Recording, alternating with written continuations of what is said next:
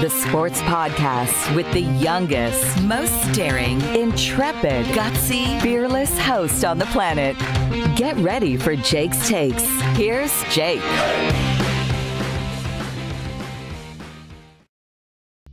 Today's guest is a hockey legend. He played 13 seasons in the NHL with the Toronto Maple Leafs, the Buffalo Sabres, the Chicago Blackhawks, and the Vancouver Canucks. He was selected by the Canucks with the number 5 pick in the 1979 NHL draft, and he was later traded to Toronto for Tiger Williams. He became the first player in Maple Leafs history to score at least 50 goals in a season, and his 54-goal season remains a team record. He was named captain of the Leafs and scored 50 goals in 3 consecutive seasons. He's a 3-time NHL All-Star. It's my absolute honor to welcome to Jake's Takes Maple Leafs legend, the great Mr. Rick Vaive.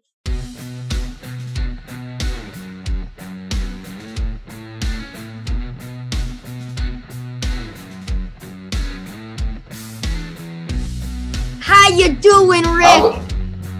I'm great, Jake. How are you doing today? I'm doing awesome. And what an honor it was for me to meet you at Brad May's tournament. I mean, you were still flying around there. Were you going easy on those guys? Well, I don't know if I was flying, but I was doing my best. I was trying as hard as I could. That's awesome. Hockey's so awesome. I love it, no? Oh, it's a great game. It's, I had so much fun growing up playing hockey, and then, getting to play in the NHL was, the ultimate for me. I've been asked a lot of times, what was the biggest moments of your hockey career? And I said, well, I think the biggest moment was I got to play that many years in the best hockey league in the world. And to me, that is everything. It's a dream come true for everybody. How's your family doing? Everybody's doing good. My oldest boy works for Moosehead, lives in Burlington.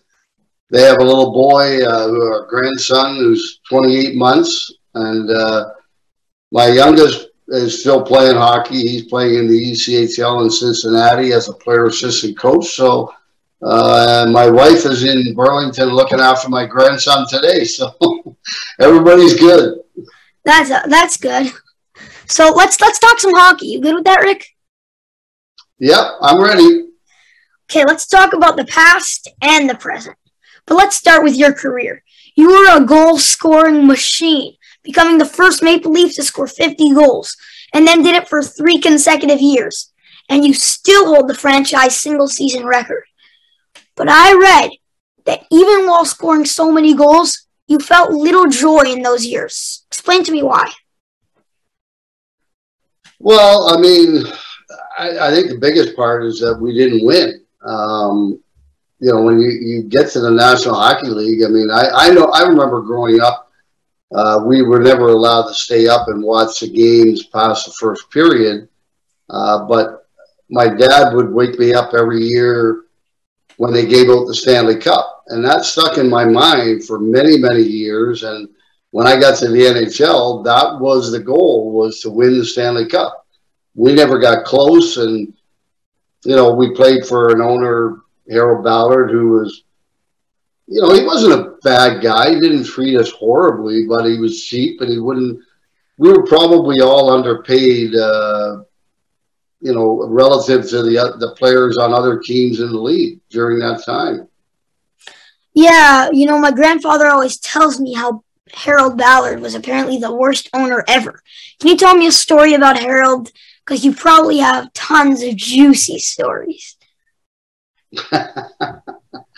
Well, there's quite a few, but I think the biggest thing is I remember one year we chartered a lot, and we chartered those little Convair's prop planes. Anyway, we were on a flight one time. We finished our meal, which was a little thing of lasagna, and the flight attendant would come by with a wicker basket full of chocolate bars. Well, King Clancy was sitting several rows in front of Harold, and said to the girl that the other older gentleman behind me can't have any because he's diabetic. Well, she got the Herald, and he reached in and grabbed about 4 chocolate bars. She slapped his hand and said, "You can't have any, sir. You have diabetes." And the next day, he canceled the charters for the rest of the season. So the whole second half of the season, we had to fly commercial because Harold couldn't have a chocolate bar. That's pretty funny. So, by the way, winning is like what it's all about, and the Leafs are still searching for that formula. Looking at the Leafs team today, what are your thoughts on their chances for making like a deep playoff run? Well, I think they're getting closer and closer. I think this year, I think they're playing a lot better defensively as a team. Obviously, Campbell's playing exceptionally well. But I think as a team, they're playing better defensive hockey. They're coming back. No more. Well, there is a few stretch passes here and there, but that was their entire game before. And last year, when they played Montreal in the first round, they didn't make any adjustments. They just kept trying those stretch passes, and it wasn't working. Montreal would step up and intercept them. This year, they're coming back a lot deeper, and they're making shorter passes, and they're playing better in their own zone. So I think, there's a good possibility of them going a little ways in the playoffs because of the way they're playing better in their own zone. I don't know. Personally, I'm still hesitant. I mean, like, the past 3 years, everybody thought they would make a deep playoff run. And they just didn't have the grit. They didn't have the defense. I mean, like, one player who's actually really impressive to me is Andre Kasha. He's been a really nice addition. Do you like his game so far? Absolutely. I think that whole line, Kasha, Kemp, and forget who else was playing with them, but they've been they're essentially the third line, but they've been really, really good. And one of the things I always look at, and if you look at Tampa Bay last year, for instance, winning the Stanley Cup, the difference between their first and their fourth line was not that big. Their fourth line was, not that far away from their first line. And when you looked at Toronto last year, their fourth line was there was such a big gap between the first and the fourth that, it was hard for them to move on. This year, they're a lot closer. I think the fourth line and the first line are a lot closer than they were last year. My only concern is the defense. I'm not sure that they're deep enough on the defense to go on a long run, but the way they're playing, they could. But, then again, you lose one, you lose 2 defensemen, and then all of a sudden, there's not enough depth back there. Agreed. Okay, you watch the Leafs very closely and get to see Matthews score goals at an elite level. I mean, how safe do you feel that your franchise record is, knowing that Austin's on this team? And have you talked about it with Austin at all? I actually did. We had it was a big gala that they have every year. They didn't have it last year, but they had it the year before. And I just happened to be sitting right beside him, back to back at tables. And I tapped him on the shoulder, and we talked about it a little bit. And he goes, "Oh, I got a long way to go." And I said, "Yeah, I'm pretty sure you get there." And I think that was the year that the league shut down, the pandemic year. And that was the year that he was very, very close. I think he had 47, 47 with 12 games remaining. And I'm pretty sure he could have gotten there. He will eventually. The guy scores at an unbelievable pace. His shot is amazing, and his ability with the puck and without the puck to get open is unbelievable. So I'm pretty sure that one of these years he's gonna get past 54, and that's fine. I mean, I don't have a problem with that. Records, as they say, are meant to be broken. And you know what? One of the things I will say is that I will be the first person to congratulate him, because scoring 50 goals in the National Hockey League, I don't care what era you played in, is not an easy thing to do. Truth is that Matthews does have a super talented winger on his line. Mitch Marner is who I'm referring to. And playing with Mitch obviously leads to scoring some easy goals. Did you have a star winger that would set you up? No, but I had good centermen. I had Builder Lego for half of those 350-goal seasons, and then Dan Daou for the other half. So I had guys that got the puck to me. I didn't have to worry about that. Left wing, I had John Anderson for a little while. Then he was traded, and then I had a bunch of different left wingers. But my centermen were good, and that, those were the guys that kind of handled the puck the most and got the puck to me in good spots where I could score. And so I got to say, yes, I had guys that could get the puck to me, just like Marner can get it to Matthews, although he's not playing right now, but he'll be back eventually and back with Matthews. But I mean, he's an elite talent too. I mean, that's the thing. You look at their lineup; they got a lot of elite players up front, but not on the back end, unfortunately. That's true. Okay, looking at your numbers with the Leafs, you're 5th all-time in goals with 299, 10th in points, and first ever to score 50. I gotta ask you, why haven't the Maple Leafs retired your number yet? Why isn't number 22 hanging in the rafters? Well, I mean, that's a good question. When I look at things and I look at the numbers and the amount of games I played in Toronto, which was 100. I mean, if you look at the top 10 scorers or points in Maple Leaf history, every single guy has played 100 to 500 games more with the Maple Leafs than I did.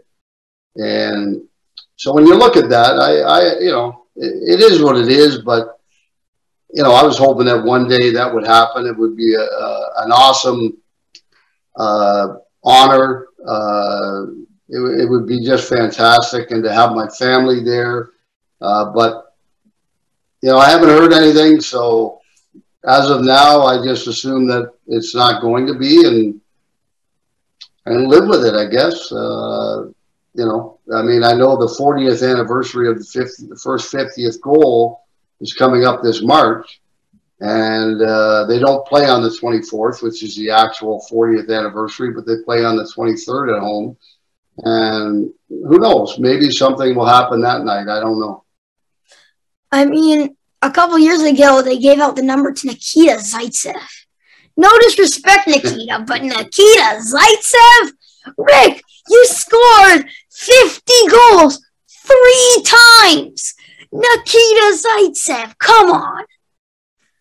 Well, I guess the biggest thing is that as long as it's not retired, then if someone wants that number, apparently from what I understand, that was a number that he requested before he came over from Russia, and said that he would come if they would give him that number, because I guess he wore it back in Russia. I don't know. That's what I had heard. But again, as long as it's not retired, then guys can wear it. And Bogosian wore it last year in Toronto. And now he's gone and nobody's wearing it. So, like I said, maybe, I mean, I haven't heard anything. And typically when things like that happen, you hear about it months and months beforehand. But hopefully maybe something in March comes around and that happens. It would be an honor for me to have that go up to the rafters. It would be amazing for my family. And I'd be very humbled by it if it ever happened. Rick, you had the honor of wearing the C for the Leafs, and obviously that's a massive honor. Can you tell me what the obligations come with being captain and what it means to be a leader? Well, I think the biggest thing is, I wasn't a big rah-rah guy and yell and scream and get guy.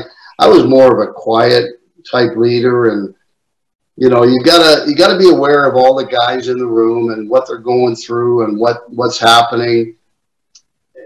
Sometimes you may have to take one of your teammates that's struggling or something and just say, hey, let's go have lunch and sit down and talk to them. And, just because Toronto's not an easy place to play. And I've always said, if you don't have thick skin, because there's going to be tough times, and the press are going to be all over you at times. And if you can't let that roll off your back, then you're going to have problems playing in a market like Toronto. So sometimes you got to take one of your teammates aside and have a quiet talk with them and have lunch and, just kind of get them to calm down and just, get through things. And that's not easy in Toronto for sure, but that's the way I led and led by example on the ice. Like I said, I didn't get up and yell and scream in the dressing room. I was pretty much a quiet leader pretty much the whole time.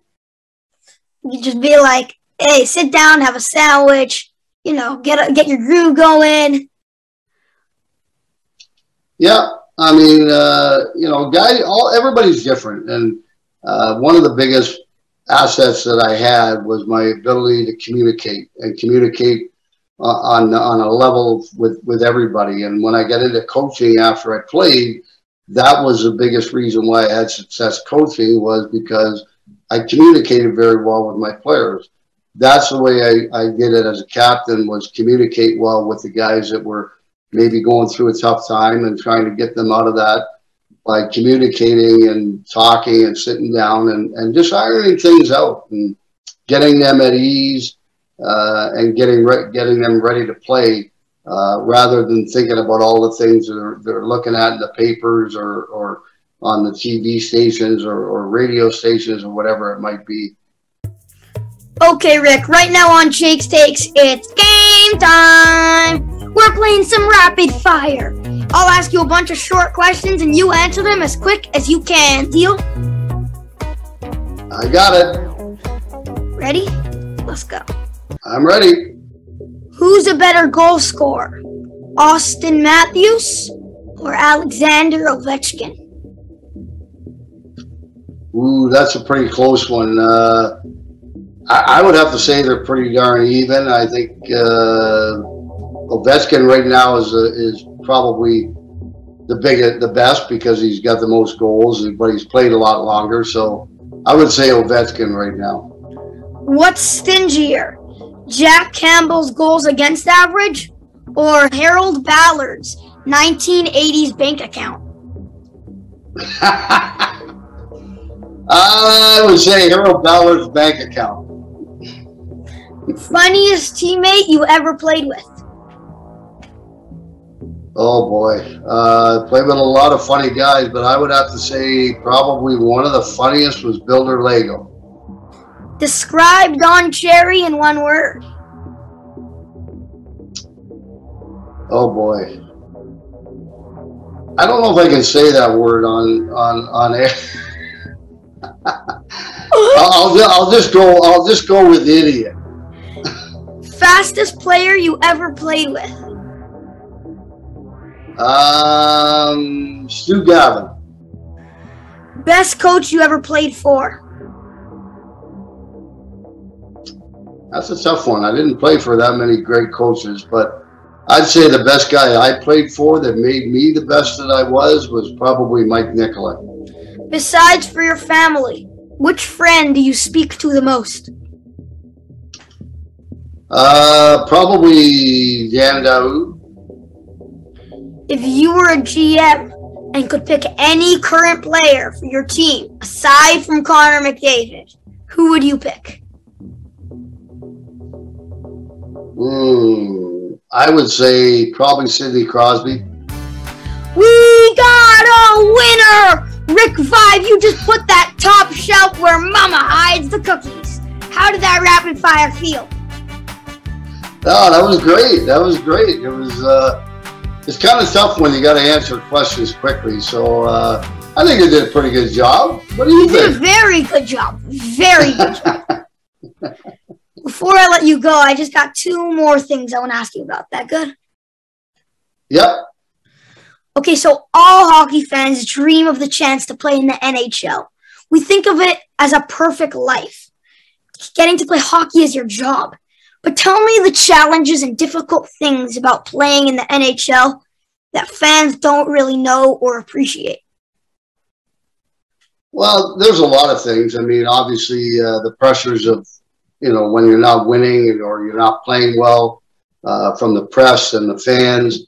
But I think the biggest one is, well, especially when I played it, I think it's a little bit different now, but I remember getting traded from Chicago to Buffalo the day after Christmas. I had a 2-year-old son. My wife was pregnant. I had to leave that day. I was supposed to play that night in Buffalo, but I didn't make it on time because of a snowstorm. So she was left to get all the, you know, the moving company and put the house up for sale. Meanwhile, I'm in Buffalo. So I didn't see my family until February 4th. So it was a long time before I saw my family, and that was frustrating. I don't think those types of things happen nowadays in the National Hockey League, but when I played, it did.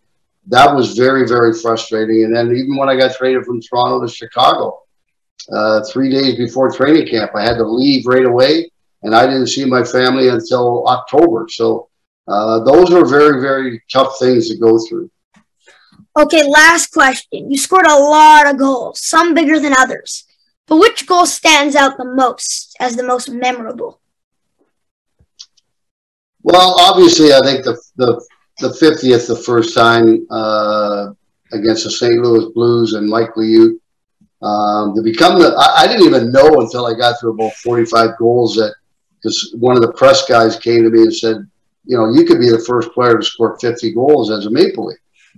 And I'm thinking, well, wait a minute. Like all the great players that played before me, Keon and Sittler and McDonald and, you know, you name it, even before that. And I figured someone must have done it. But then when I found out nobody had ever done it, it was quite an amazing thing to be the first player of an organization, as long as the Leafs were around, to be the first player to ever score 50 goals in a season. So I would say that was probably the most memorable. Rick, thank you so much for taking the time to join me on Jake's Takes. It was super special to have a Leafs legend talk some hockey. Did you enjoy your time with me today?